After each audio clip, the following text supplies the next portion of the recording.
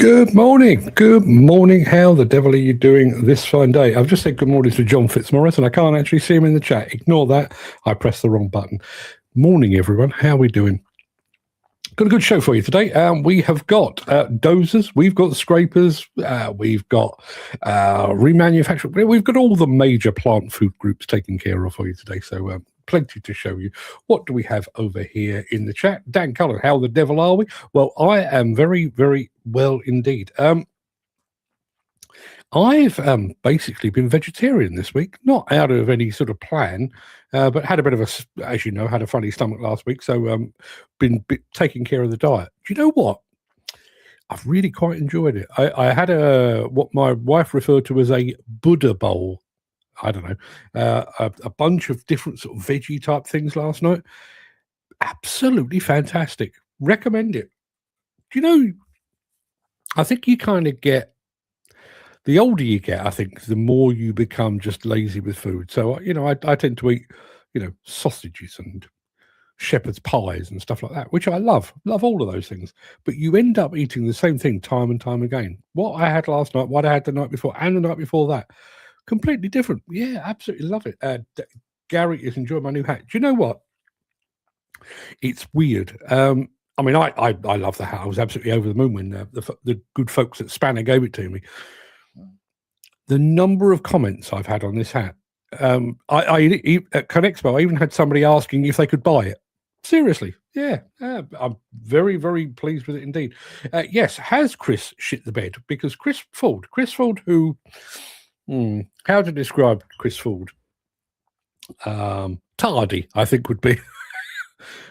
Punctuality is definitely not Chris Ford's middle name, at least as far as this show is concerned. I'm sure elsewhere he is bang on time for everything, but he was here at 9:54. This has never happened before. Never happened before, and he's very welcome. As he says, I was determined not to be late for at least one day this week. Well, you've managed that. And you've taken me by surprise completely. There's Dan saying good morning. There's Gary saying good morning, gentlemen and gentlewomen. Happy Friday, everyone. Yeah, that's one of the other reasons I'm feeling quite tickety-boo today. It is Friday, and it's a short week next week, isn't it? I don't know if you're aware of that. It is a short week next week because I think Friday is Good Friday, and then I think the following Monday is Easter Monday. So, yeah, we've got a couple of short weeks to look forward to. Andy Darville just walked through the door and shouted at the top of his voice, morning, morning, morning, everyone. Morning to you as well. Yeah, Dan saying first time for everything, Chris. Yeah, Chris, don't make a habit of it. Yeah, there's not. I know I always say to everybody that arrives late, you've missed the dancing girls and the free money. You're about to find out that is a complete fiction. There are no dancing girls. There is no free money. Dan saying got a cold and a sore throat. Yet my son had it 2 weeks ago. My wife's had it for the past week. It is doing the rounds, and I've just been told by the system that apparently LinkedIn has just gone offline, I think for about the 15th time in the past fortnight. Let me deal with that while I'm chatting away. Got a bit of news. If you've been watching our WhatsApp group, you've probably already seen this about, I wouldn't say it's Demolition gone awry, but Demolition not actually showing itself in the best possible light. We'll come to that in just a moment. What do we got here? New comments. Ken Hatcher has just arrived. Good morning, Ken. What have you got weather-wise today? Rain and a laughing face. Okay. And Dan, that's my part of being early. Yeah, loads and loads to get through today. Got a bit of a chat. I've been thinking quite a bit about autonomous equipment and remote control equipment and all of that kind of thing. And I'll tell you in a second. My morning monologue today is called, Are You Sure We've Thought This Through? Because I have questions. I don't have answers, as is often the case. I have questions. We'll get to that. But first, let's roll the intro and get the show underway, shall we?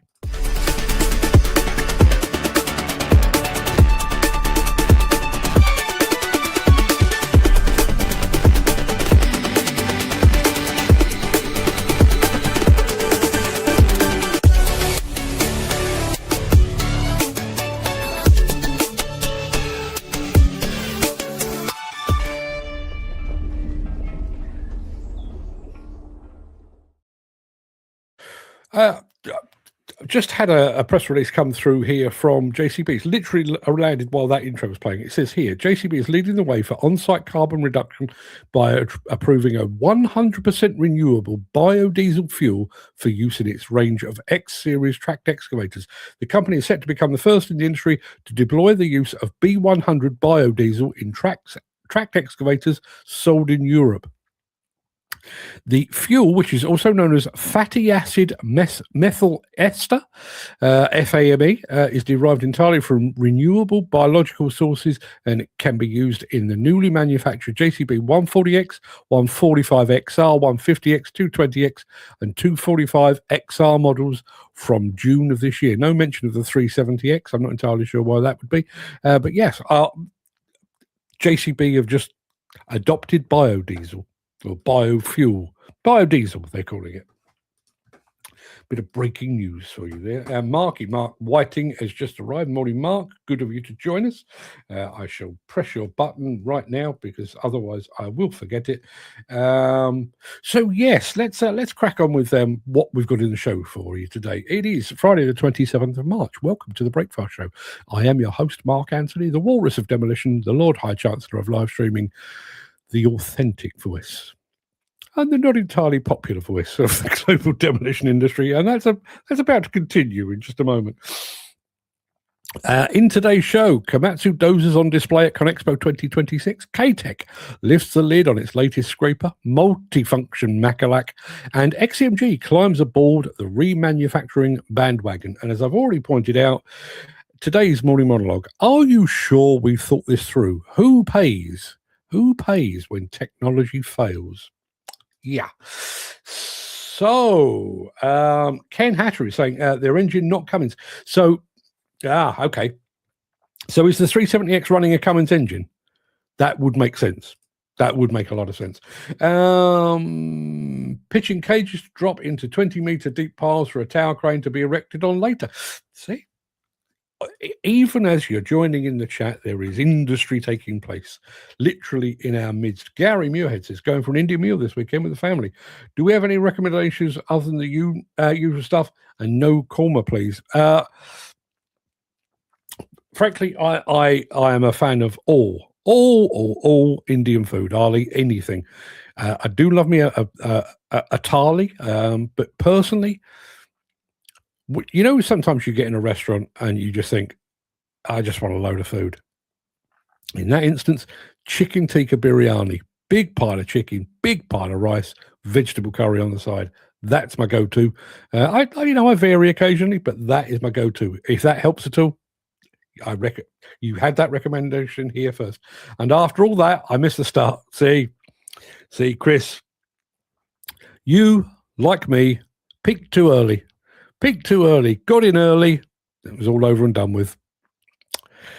I'm hoping my wife isn't tuned in at the moment because she'll tell you a whole lot more about that. Anywho, people, we've got a bit of news for you. So let me do this.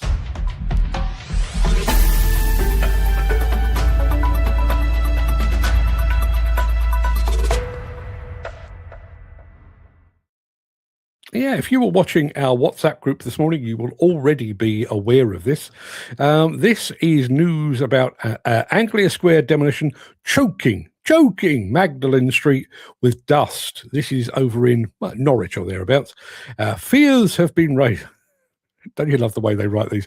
Fears have been raised over plumes of dust spewing from the demolition of Anglia Square. People working and living near the Magdalen Street site say it's like a fog that has left them coughing and suffering with irritated eyes. Others describe a metallic taste as they walk near the former 1960 shopping centre, which is being torn down for redevelopment. A spokesman from Norwich City Council, which is leading the redevelopment project, said the contractor is implementing all practical measures on site to address dust by damping down surfaces and using various suppression systems to mitigate the dust generated by demolition activities. This is a DSM job up in, as I say, Norwich or thereabouts. And they had to actually close a local supermarket for half an hour. Now,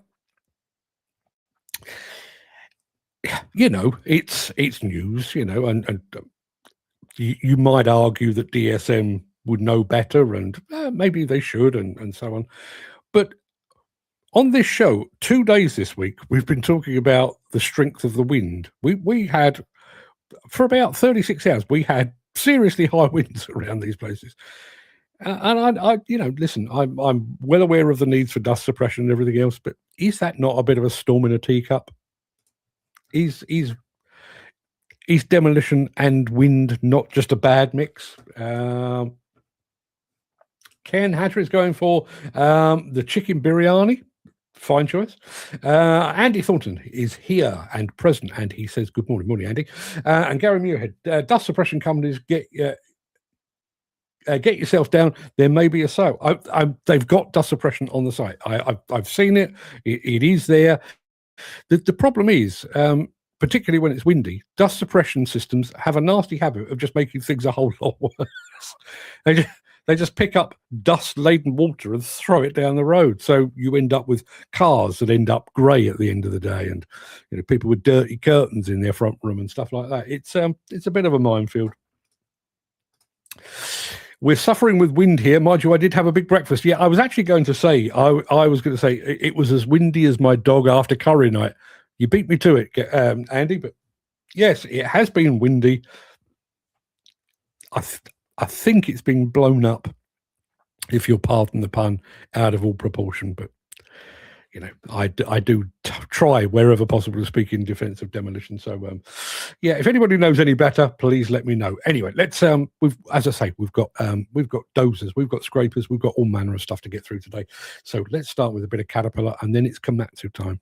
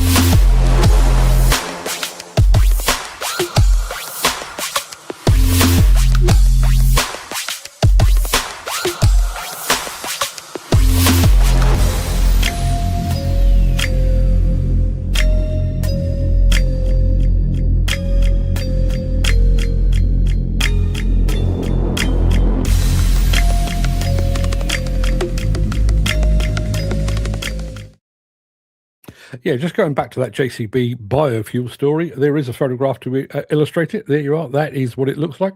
I'm not entirely sure I know who that bloke is. Not sure. But there you are. That is what JCB's adoption of biofuel looks like.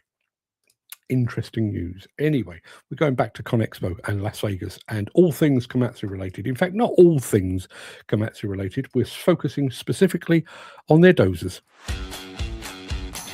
Hi, my name is Rafal Bukowski, Product Marketing Manager here at Komatsu. If dozers are on your radar, this is a lineup you don't want to miss. Let's start with the D61 PXI-25. It's been fully redesigned for maximum force and precision, featuring an upgraded cab, high-resolution 10-inch monitors, and new ergonomic joysticks and excellent all-around visibility. It's powered by next-generation EGR-less engine paired with a more fuel-efficient pump and large-capacity blade, delivering up to 10% more productivity and 10% better fuel efficiency. With Intelligent Machine Control 3.0, including auto steering and temporary blade hold, operators can maintain accuracy and momentum throughout the job. Then there's the D175AX-10, the first of our next-generation -10 production dozers. With 26% more horsepower, an all-new mainframe, powertrain, and 4-speed transmission, it's built for serious production gains. The redesigned cab improves comfort and visibility, and the enhanced steering system allows for tighter turns and greater control. From finish grading to heavy material movement, these machines are engineered to deliver performance, efficiency, and operator confidence.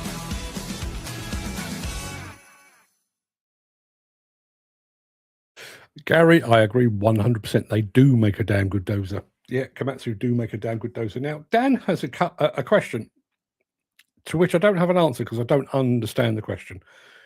showing my ignorance here. He says, now here's one. Has anyone ever seen a swan neck running 360 rotation?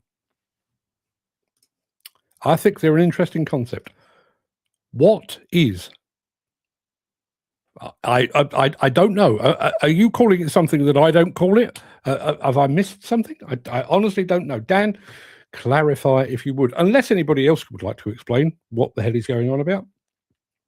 While you're doing that, let's do this because we've got some scraper action for you after this. If you are enjoying this episode, please consider supporting the show. You can leave us a tip at buymeacoffee.com/demolition news. Yeah, back to Las Vegas again. We've done dozers, we're now doing scrapers. And who better to do them with than K-Tec? Hi guys, Sean Ides here at ConExpo, where we're showing off the updated version of our K-Tec 1237 scraper.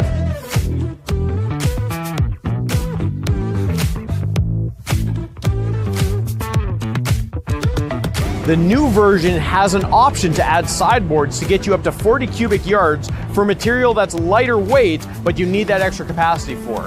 Because of this, we've also updated our ejector, replaced the expanded metal that we saw wearing out quickly on some of our older machines, updated the ejector arms, and now for 2027, we're working on an updated user interface for in the cab of all of our ADT scrapers. So the 1237 still has the option for the bolt-on rear hitch, so you can turn this into a front unit if you want to pull tandems. We've added the option for a bolt-on push block now, so you can either have a rigid or a roller option, so that if you want that smoother push, you have that roller there. We've also updated our mud scrapers for this year, so the mud scrapers are lowered down to help that material peel off as the mud builds up. So for 2027, we're working on a new user interface for on the screen in the cabs of our scrapers.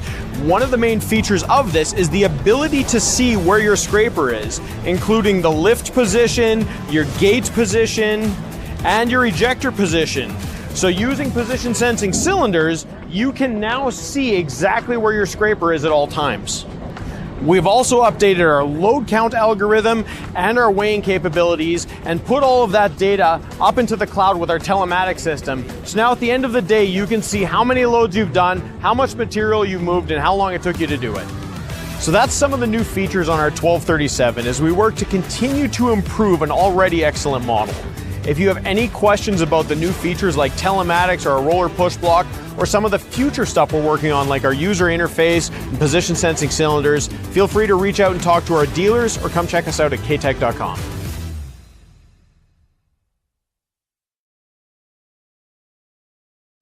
There's Dan saying, wow, that's a cool kit. Yeah, Ken Hatcher got to see those in person. Massive things. But to clarify, we're going back to Dan and his swan neck. He says it's called a swan neck muncher, but I've never seen one on a 360-degree rotation compared to other attachments. Neither have I. It all becomes clear now. But no, neither have I. Mecalac, multifunction Mecalac after this. Since the finance bill came into effect in April, the construction industry has seen a surge of fuel thefts. The rising cost of living has placed an additional risk of theft by employees and contractors, as well as opportunistic thieves. By using diesel dye and placing warnings of its use, you are sending a clear message that this is your fuel.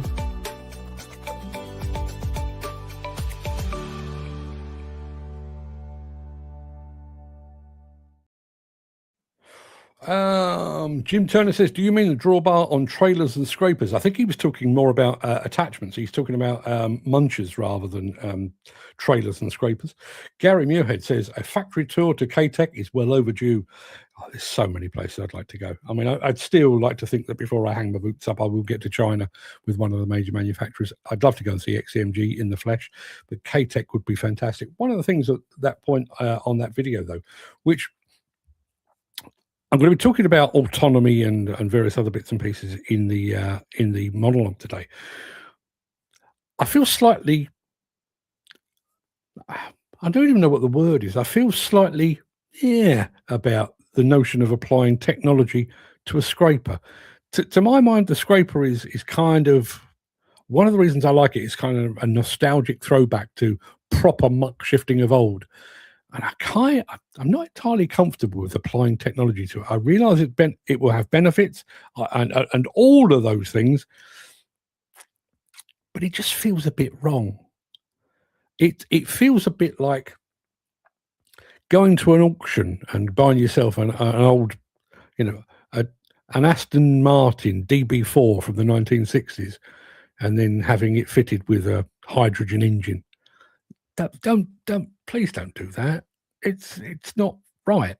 Andy Darwell says, what is the benefit of having K-Tec scraper behind an ADT without the buck on compared to normal scrapers? Without the back on, sorry, not the buck on, but without the back on compared to normal scrapers. I don't know.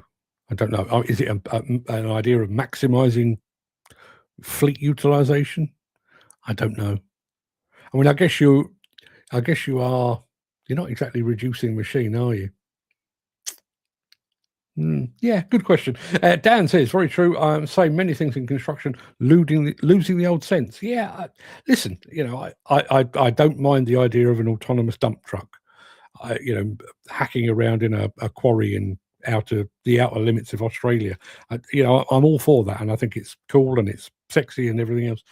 Just the idea of adding tech to a scraper just feels a bit gilding the lily. I don't know. Putting too much makeup on Salma Hayek. I'm distracted now. I said Salma Hayek. My apologies. Let's crack on. Let's Mecalac. Yeah, Mecalac is up next. After that. Since the finance bill came into effect in April, the construction industry has seen a surge of fuel thefts. The rising cost of living has placed an additional risk of theft by employees and contractors, as well as opportunistic thieves. By using diesel dye and placing warnings of its use, you are sending a clear message that this is your fuel.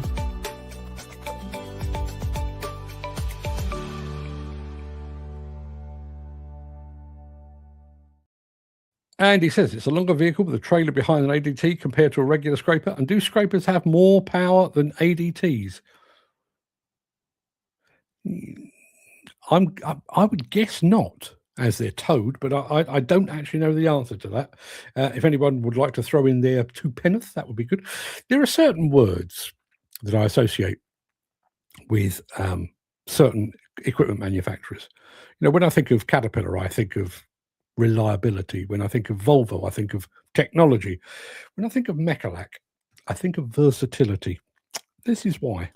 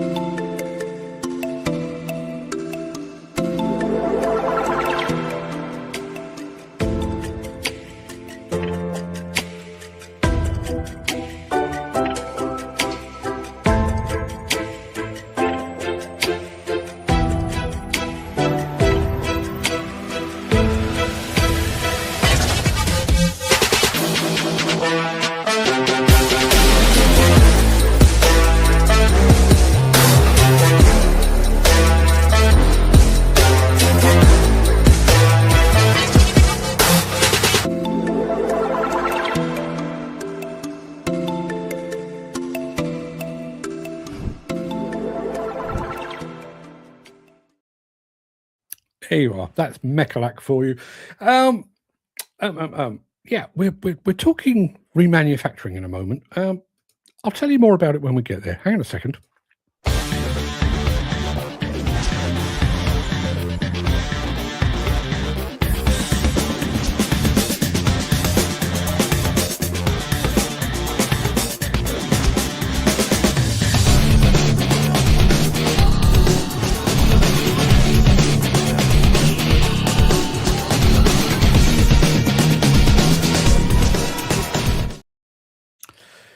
LinkedIn is really playing up this morning. If you're watching over on LinkedIn, well, you probably aren't now because it's just gone down again. I'm going to try it one last time, see if it works. If not, I'll give it up for the day. So we talk about remanufacturing of equipment on this show fairly regularly. I think there's a tendency to associate it with the equipment manufactured by the big companies, the ones that we know to be highly durable, the ones that we know have a huge after-sales market, or an aftermarket rather, resale value. When I think of remanufacturing, my thoughts immediately turn to the likes of Caterpillar, to Komatsu, to Liebherr, companies like that. I think there's also a temptation in this industry that we think of the Chinese equipment as being cheap, because often it is, but also less long-lasting. The video I'm about to show you may make you rethink that, because like its other rivals in the top 5 of the world's biggest construction equipment manufacturers, XCMG is fully committed to remanufacturing.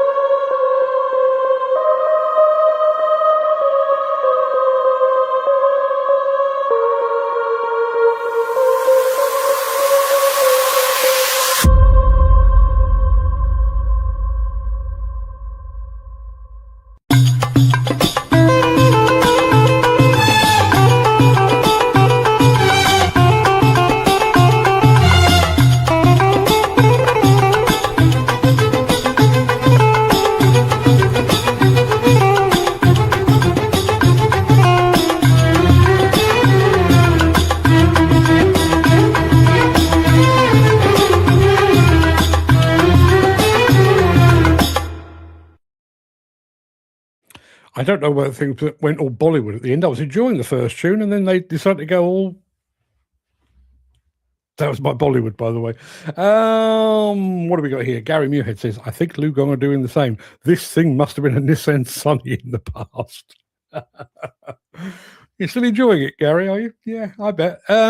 Right, guys, that pretty much wraps up the main part of this morning's show. Also wraps up this week as well. I'm going to roll the outro in just a second before leaping, gazelle-like over into my morning monologue. If you can't stick around for that, please stay safe. Look after yourself, your family, your friends, and your colleagues. Hope to see you again very soon. If I don't see you before, have a great weekend. But if you do have the time and the inclination, I'll be back immediately after this.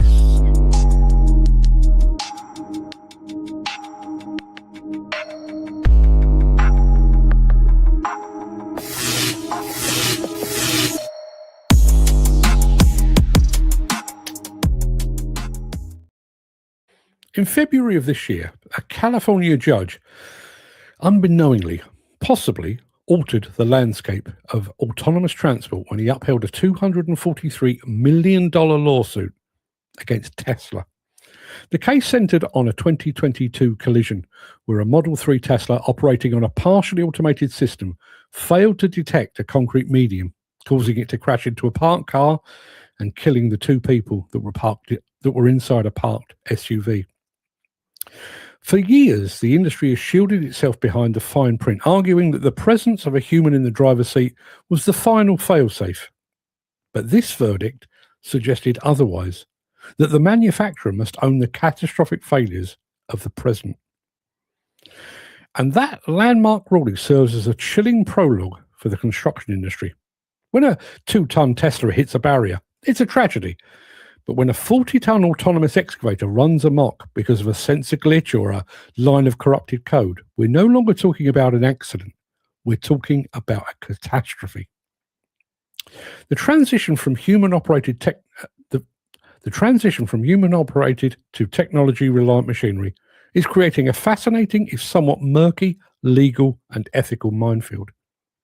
We often hear that technology is the answer to the 3 Ds of construction, tasks that are dull, dirty, and dangerous. But as we hand over the joysticks to the algorithms, we need to confront a difficult truth. All technology is ultimately fallible. If the ground-penetrating radar swears the path is clear but the bucket still finds a water main, who's left holding the bill? And think about that humble utility strike. In a traditional setting, if an operator ruptures a water main, the investigation is pretty straightforward. Did they have the drawings? Did they scan the area? But in the era of ground-penetrating radar and digital twins, that blame is migrating.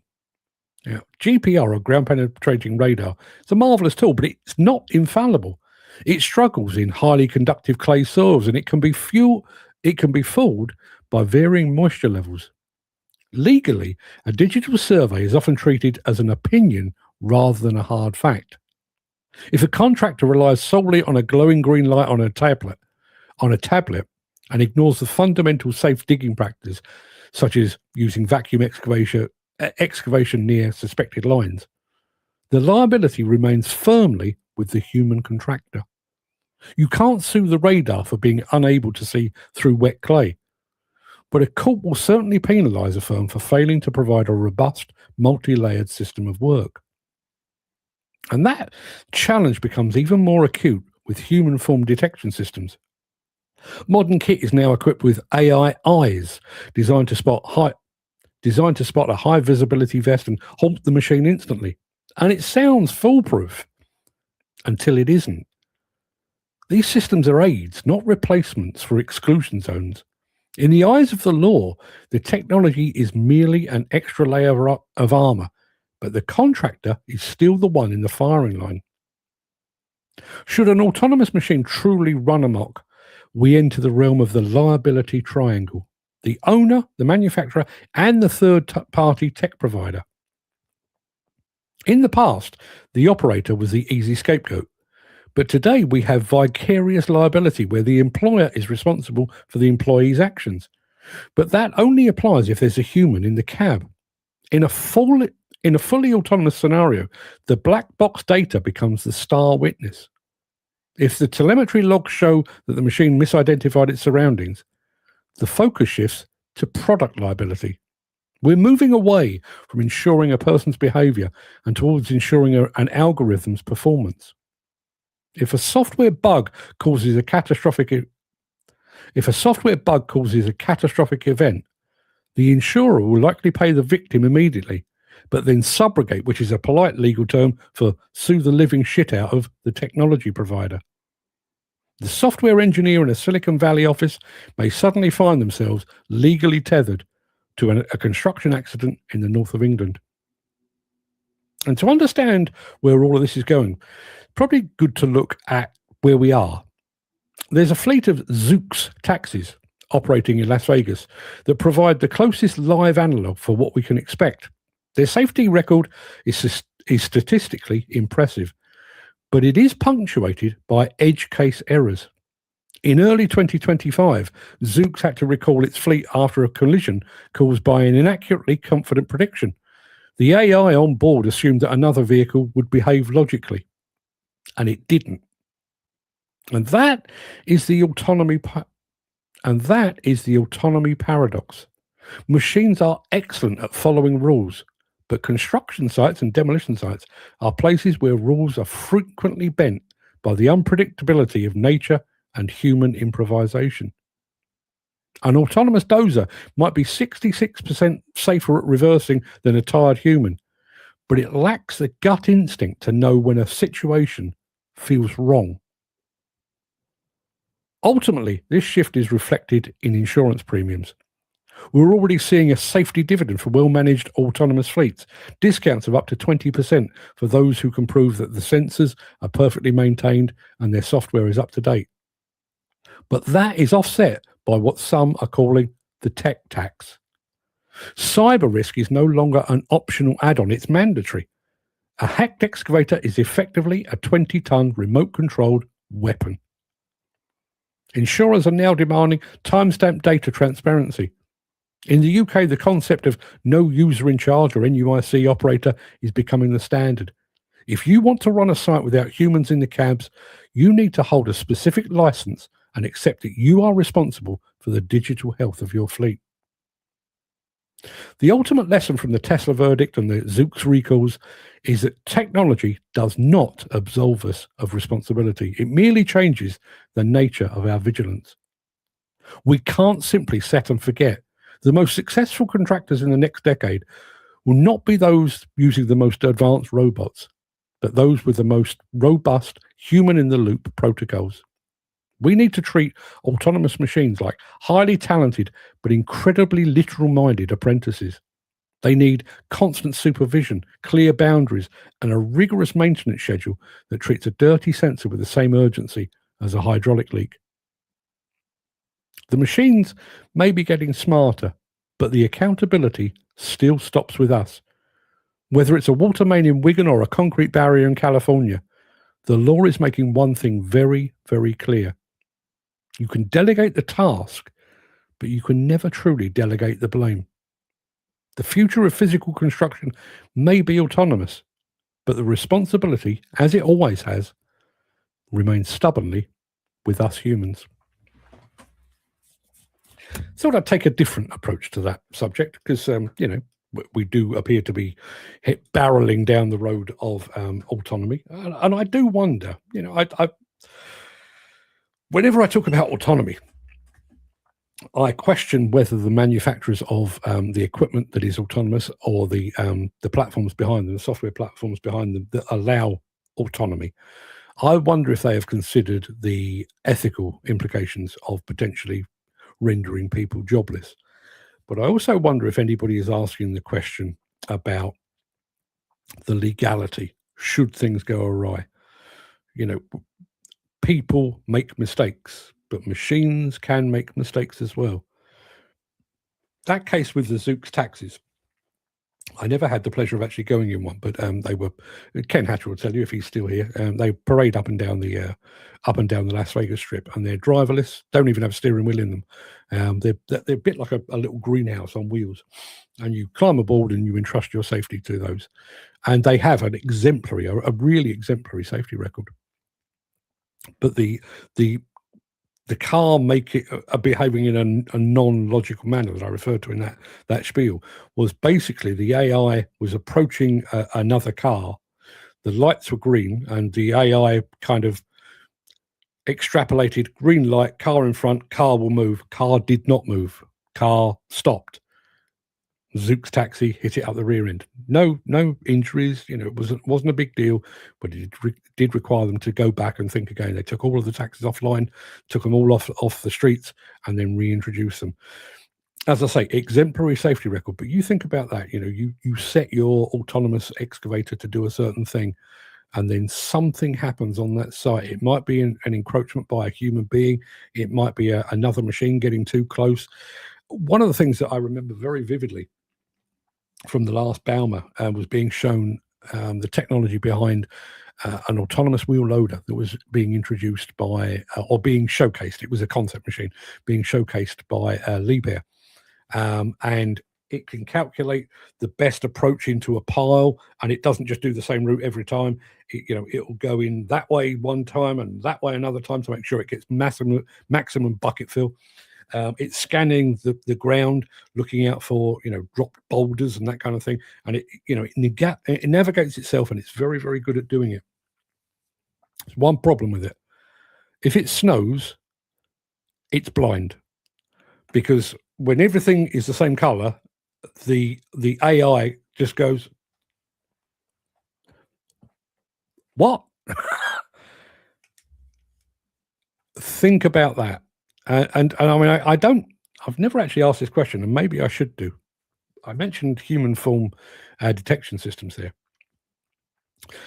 if I'm looking, if I'm driving a car, if I'm driving a machine, and I see a person and I identify a human form, I take evasive action. If the sun is directly in my eyes and I don't physically see them, we've got a problem. How do AI eyes work? If the camera that is detecting the person is hit by full-on glare, does that person vanish? Even if only for that long, because that long is enough to kill someone.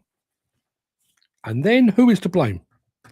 Is it the operator? Is it the site supervisor? Is it the contractor? Is it the manufacturer of the machine? Is it the manufacturer of the third-party system that's automating the machine? Where does it all rest? And which goes back to the title that I've given to that is, are you sure we've thought that through? Has anyone thought this through? And I will get over to the chat because it's going very, very busy over there. One of the things that strikes me, and I've seen it repeatedly, we've been through things like online porn, deep fakes, a variety of other kind of online crimes. And it's been proven time and time again that the internet and everything related to the internet moves way more quickly than the legal system. It took forever to get a legal bill passed about taking photographs up the skirt of a woman, where you would have thought, well, it's wrong. Stop it. Exactly the same with deep fakes, and we've seen what's going on with Grok and taking the images of famous people and turning them into porn and stuff like that. There's a gap. There's a gap between what is actually happening and the legal framework required to stop it. Autonomous machines are coming. Let's be honest, some of them are already here. What's happening with the legal framework to surround that? Basically to safeguard the public, but also as an industry, I think we need to understand.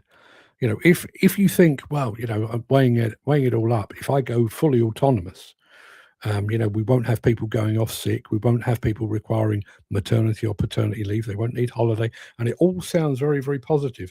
And we're told that autonomous machines are incredibly accurate, incredibly precise. But if something goes awry, you're probably still in the firing line, even though you've entrusted your project to something that is highly advanced. Is anybody thinking that through? Let's go over to the chat.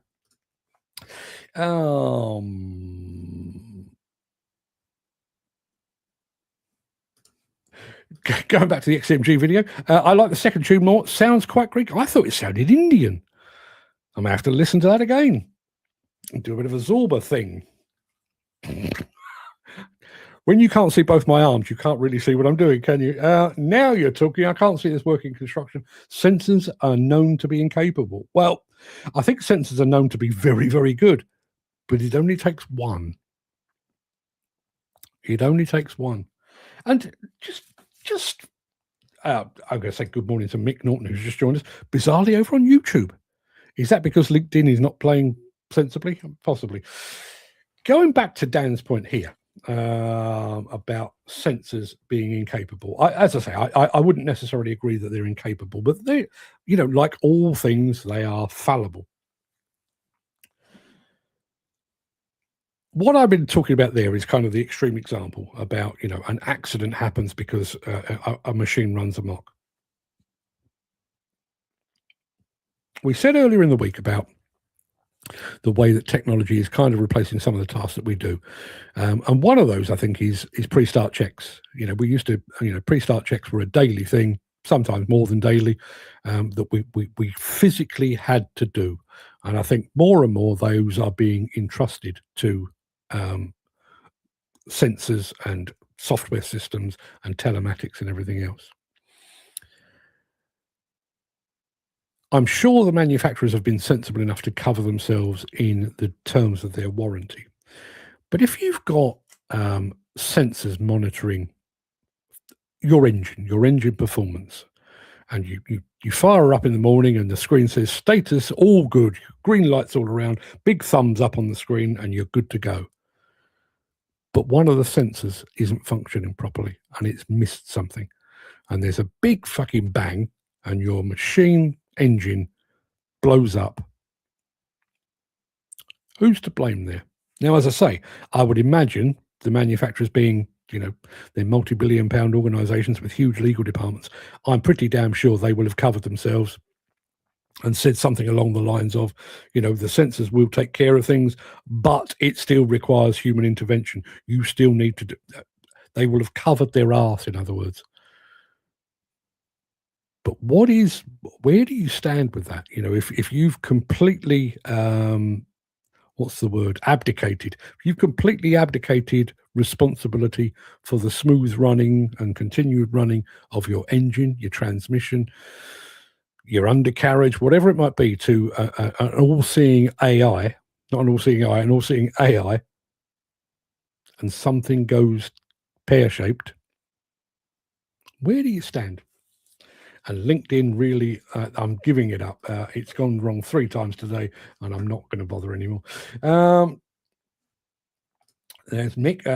Now, that's a fantastic monologue. Thank you very much indeed, Dan. Now, how can an autonomous plant understand the movement of the ground movements? It's a good point. I mean, I'm pretty damn sure it can. I'm sure it can. I've been on the CM Labs simulator, can replicate ground movement, no problem at all, and it does it very, very well and very convincingly. It's only about 30 seconds before you think you're not sat on a simulator in the middle of an exhibition hall. You're sat on a machine, and everything else kind of just fades off into the background. It can be replicated, but you think about it on something like a top-down demolition, and yes, you've probably backpropped the floor below, and you're on stable ground. But what if you're not? What if something just kicks? Can the sensors detect that? And are we assuming that it requires 15 sensors all to be working in perfect harmony? What happens if one of the 15 doesn't? Yes, I would wonder how it would be an accident blame game. That I do think. What was that expression? Because I had to look it up when I was writing that. I was looking for the precise expression and I couldn't find it, and I stumbled across it. I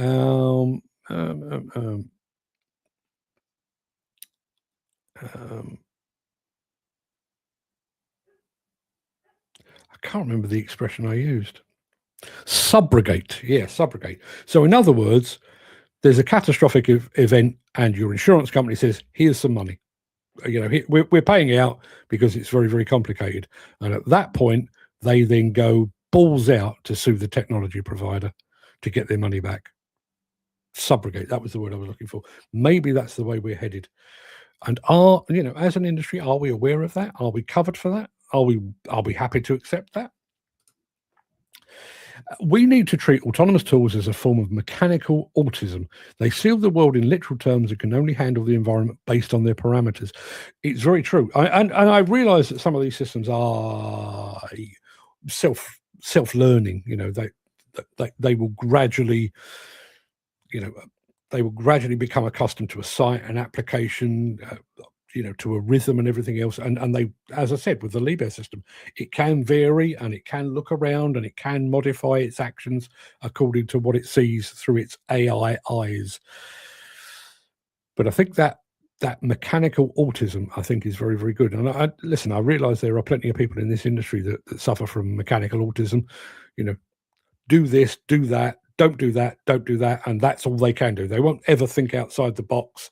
If you say go and push the broom for the next 20 minutes, they'll push the broom for the next 20 minutes and then stand there holding the broom, waiting for you to tell them what to do next. In some ways, these autonomous systems are not dissimilar to that. Gary Muirhead says, is this another nail in the coffin for small companies that can't afford to upgrade to all this new technology coming along? Yeah, I do think that will be the case. I mean, what I would say is there is a possibility that it could swing the other way. I don't see this, there is a possibility that it could swing the other way, in that, if you're a small company, a small contractor, and you get to grips with remote control and autonomy early doors, yes, it may cost you quite a lot of money, and that may be prohibitive. But if you could get in early doors, you could then potentially have a major competitive advantage of those that are still abiding by mechanical means or human-driven means. But I think it will go the other way, because I think, your major contractors and your major plant hirers have the financial clout, not just to adopt this kind of technology, but to safeguard themselves in terms of insurance and legality as well. But it's a good point. It is a very good point. That's true. I doubt autonomous would work in Scotland with the snow. That is a point. I mean, funnily enough, obviously Liebherr are made in Germany and Austria, and they, part of their organisation basically is in the Alps. And they readily admitted that, as it stands at the moment, with the current iteration of the AI eyes, as they refer to it, they have a problem. Now, the snow is not there all the time, but is anybody going to invest in a machine that you can only use for 10 months of the year, 9 months of the year? And, should you, and, we had it the other day, not enough to really cause any problems, but we had a bit of snow here 2 days ago. What happens then? It's the end of March. Do you stand down and just, well, we can't do anything at the moment because the machine can't see where it's going? Again, I say this every time I mention technology.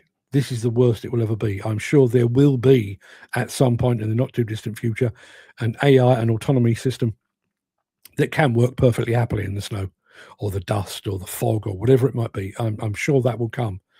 But as it stands at the moment, not so much. The manufacturers will have a get out of jail card, small print writing in regards to any issues with their equipment. Yeah. And years ago, 1989 to be precise, it was just before I left Plant Manager's Journal, I hosted a meeting of plant hirers, contractors, insurance companies, the police, and various other stakeholders. We were talking about the problem of plant theft. It hasn't changed. If anything, it's got worse, but we were talking about it. And we were literally sat at it was a round table meeting, but we were literally sat at a round table. And it was, the plant hirers were saying, well, the manufacturers, it's the manufacturer's fault. They make their products too easy to steal. And then the contractors were saying, it's the plant hirers' fault. They could fit anti-theft systems, but they don't. And then the police were saying, well, actually, it's the contractor's fault because they park these things in a place where they can be accessed by thieves. And then the manufacturers were saying, it's down to the police. The police aren't doing enough to... And literally, the blame went round the table. The only person they didn't point a finger at, thankfully, was me. But it's always someone else's fault. And going back to Dan's point there, that will be it. That will be it. The machine's gone wrong. It must be the manufacturer's fault. And the manufacturer will go, well, you say that, but the autonomous software was actually provided by those people over there, and the sensors that drove that were provided by those people over there, and all of that is linked through a camera system that was provided by that company over there, and there will be a passing of blame. Guaranteed. Mick Norton says the law aims to ensure that those affected by the autonomous machine have a clear path to getting compensation, and that's usually through the employer or operator. I think where my concern lies is above that. As I say, that going back to that, what was the word? Subrogate. I do need to learn that notion of subrogate. I think as it stands at the moment, I think it will be a cut and dried. There's been an accident. Somebody needs compensation, insurance company pays out, but then the insurance company will try to recoup its losses through the manufacturer of the equipment, through the manufacturer of the software or the sensors or the cameras or whatever it might be. Sensors that proclaim abdication of responsibility should have a built-in redundancy. Indeed, indeed. Dan says, Andy, what dictionary are you using? The real one. But he is from a different world. Mick Norton says, sadly, in the blame game, the construction sector comforts the fiction that the machine did it. It does. And up until now, that's been something we could quite easily argue against. If there is nobody on board that machine, at the point of an accident, there is an argument that in this instance, the machine really did do it. The cause of the machine doing it is a whole other matter. But yeah, if as I said with Tesla, that's a $243 million lawsuit. And basically Tesla's claim was, well, we have a semi-autopilot system on board, but in the event of a problem, there's a human being sat in the passenger seat with his hands on a steering wheel, and that's the ultimate fail-safe. In this instance, apparently, the guy that was driving or was at the wheel of the Tesla Model 3 was actually rooting around in the footwell trying to recover his mobile phone. So he'd taken his eyes off the road, trusting that the Tesla system would take care of it. The Tesla system did not take care of it, and 2 people died, and now they're looking down the barrel of a $243 million settlement. You say that, but have you read the small print on the agreement prior to purchase? Good point. The problem I see is that it doesn't generate money for the government like we do through taxes. It's a good point. But they find a way, don't they? They do find a way. Think about the notion of ultra-low emission zones. The ultimate aim and the ultimate purpose of those ultra-low emission zones was basically to make you think twice about taking your car into certain places. And we were basically sold a pup. It's for the environment, it's for the atmosphere, and it's to reduce traffic and everything else. And if you buy a certain type of car, an electric car or a hybrid car, you'll be exempt and you'll get advantages and so on down the line. And everyone went, oh, that seems fair enough. Yeah, we'll buy an electric car in London, in Birmingham, Manchester. And then having done that, they then turn around and say, actually, we're going to start charging for those as well. Maybe not quite as much, but we'll charge for those as well. They will find a way. Think about red diesel. How long did we have red diesel? 100 years, give or take, maybe. And then in the wave of a pen, they decided, no, that's not the case. And if you think about both ends of Gary's argument, which is a very, very valid point, there's a double problem there. If we were to wake up tomorrow and go entirely autonomous, not only do the government lose their tax income from you guys who are working and paying your tax, there's a very real possibility that you will become a greater burden on the dole system, basically. You'll be claiming unemployment benefit because you can't immediately switch from something you've been doing for 20 or 30 years to something completely different. So the government are basically facing double jeopardy. They could end up losing out on tax and having to pay more people that are now out of work. I guarantee there will be a little government department right now beavering away with a calculator, figuring out how the fuck they will still screw us on that. I guarantee it. How often would said machine be checked over for any abnormalities, like some sensors on the way out before it happens, or just run them until something happens? I would ask the question, what do they do in the aerospace industry, as an example? How often are those checked? Is it every flight? Is it every 100 hours? Every 500 hours? Is it every 10,000 miles? I don't know. I don't actually know the answer to that. But you would need some pretty damn rigorous systems in place for that. Because as I say, I mean, I can't remember exactly how I put it. A Tesla goes awry and 2 people are killed. That's bad. You imagine a 40-ton excavator just goes careering off down the road on its own. Kill 10 people, 20, 100. Is there a plan on regular maintenance? I mean, I'm assuming.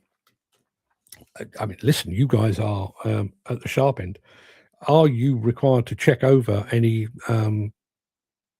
more advanced systems? I know you check track tensions and hydraulic fuel levels and water and stuff like that. Are you required to check any of that? And if you're not, who does? And how often is your machine visited by, you know, the guy that used to be a fitter, but he's now, I don't know, bloke with laptop and a little thing that he plugs into your machine? How often is he visiting? Is that every 500,000? But I think not only is that, trying to avoid your systems going wrong, but if your system does go wrong, you will need one hell of a paper trail to say, going back to that appointment of blame, if you can hold up a piece of paper and said, this machine was checked over by Finning or Marubeni Komatsu or whoever it might be 3 days ago, we are clear. There's nothing we've done that has made that sensor go tits up. That is something beyond us. You'll need that bit of paper. Imagine a D6 dozer taking off down the road, no way of stopping it. Well, we've seen that. When we've had disgruntled former employees or drunks and people that are off their faces on drugs taking off on a dozer, you ain't stopping it. Even if the police set up a cordon, a D6 would drive straight through it. Ain't going to bother it at all. You're basically waiting for it to run out of fuel. So imagine how much damage that could do, how many people it could maim, how many people it could kill, how many cars it could write off, how much property damage it could cause. It would just keep going and going and going. Now I realise, we're veering off into, dystopian science fiction here, but it only needs to happen once. And when you think about Tesla, it's become, is it the biggest car manufacturer in the world now? I think it probably is. Worth billions. Its boss will soon be the world's first trillionaire, and we've got all of that technology, and yet one of their, and this is not an isolated incident, I think this is just the first high-profile one to come to court. One of their cars didn't do as it was supposed to do. 2 people died. $243 million lawsuit. If that can happen to Tesla, it could just as easily happen to Komatsu, Hitachi, Caterpillar, Lugo, whoever. Mick Norton says, to date, there's no recorded HSE prosecutions or civil cases involving autonomous excavators, dozers, lifting systems, dumpers, and robotic construction plant. There is no dedicated legislation. I mean, both of those things are absolutely right, because we are early doors. I don't think anybody has actually bitten the bullet as yet and said this site will be fully autonomous. But if somebody did, I mean, bearing in mind, you can buy these machines today. You can equip an excavator with the Gravis robotic system or the built robotic system, and you could turn your current excavator into an autonomous machine tomorrow, very, very easily. Where are we in terms of, well, I mentioned licensing. Do you require a license to have an autonomous machine? And then if you do have an autonomous machine and you've got the license for it, what then happens to your insurance? What then happens to, your liability in terms of health and safety? Remember your guy made a tank out of a dozer in America? He caused mayhem and killing himself over an issue with the council. Yeah. Was that the kill dozer? I think it probably was. And Dan says, now that's an interesting fact, Mark. Mick, it is an interesting fact, but I think it's more reflective of timing. There has been no recorded HSE prosecutions because there's been no need for a prosecution. My concern is 6 months hence, a year hence, 5 years hence, when somebody finally says, we have a very specific site here. And we have something that will work autonomously to dig foundations or whatever it might be, and and there'll be a big press release and a big press announcement. First time in the UK history, we've gone fully autonomous on this site. At which point, my guess is that would become a bit of a snowball effect. There'll be a second and a third and a fourth and 100th autonomous site. Sooner or later, something, Sod's law dictates, so something will go wrong. somewhere along the line. Now, if it goes wrong and an excavator just ends up digging itself into a big hole, we can all have a good laugh at that, can't we? But what if it doesn't? What if it does decide to go beyond its geofence? As Dan said, if it's D6, 20-ton excavator, whatever it might be, if it wants to go, there's not a lot going to stop it. Existing workplace safety law might be applicable in the UK, not sure. My guess, my hope is that would need to be updated, because workplace safety law ultimately is there to protect humans. What if the humans aren't actually there? What happens then? And this is why manufacturers are using electronic levers instead of hydraulic, as they're getting ready for it. Everything about the way that the industry is moving suggests that. I do think the manufacturers, I don't think they know, and I do think, they are acting with the best interest of the industry at heart. I mean, they're also acting with the best interest of themselves and their shareholders at heart as well.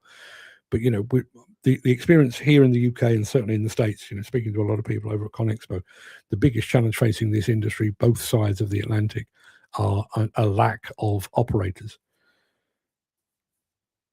It's very, very clear that, the younger generation don't particularly want to work in this industry. We've done a very, very poor job of convincing them otherwise. So we're basically at the point where we have two options. We either stop building things, and given the ongoing growth of the population, we can't afford to do that, and the deterioration of the infrastructure that we have, we can't afford to do that. And the second option is to find out some other way to operate those machines. And the other way to operate those machines is to have the machines operate themselves.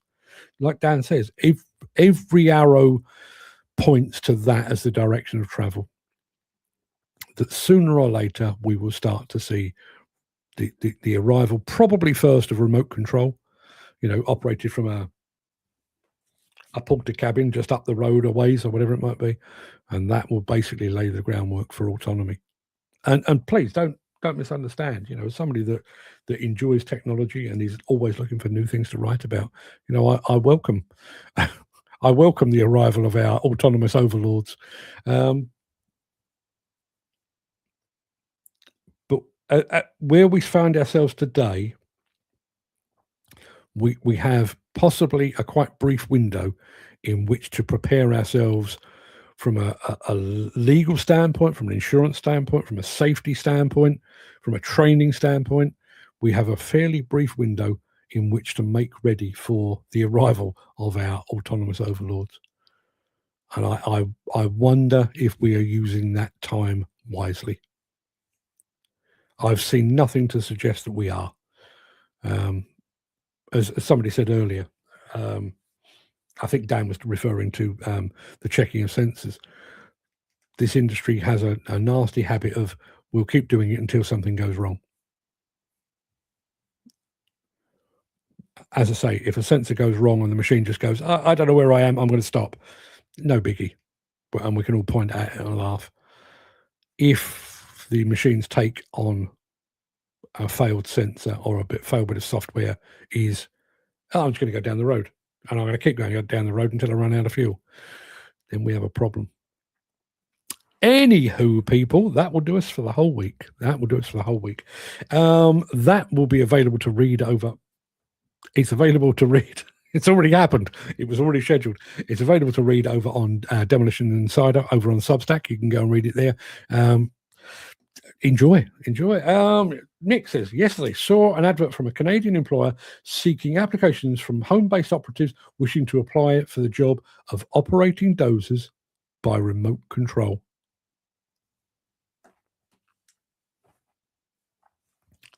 There you are. Now, I realise that's Canada and not here. But that right there, Mick, if you can still find that advert, I'd love to see it. But that, there you are, going back to Dan's point, about electronic levers. We're heading in a certain direction. Dan's electronic levers is one example of it. There's another one. And I mean, frankly, if you were given the chance of operating a dozer from your house, I'd be tempted. I wouldn't last more than 5 minutes because I'm a terrible operator, but I'd be tempted. Yeah. People, it's coming. The autonomy overlords are coming. Brace yourselves. I'll be back on Monday. Until then, everybody, have a fantastic weekend. Look after yourselves, and I'll see you then. And just if I don't know if you can still hear me, but Gary, enjoy your Indian, whatever you have. We'll expect photographs and a full update on Monday. See you soon.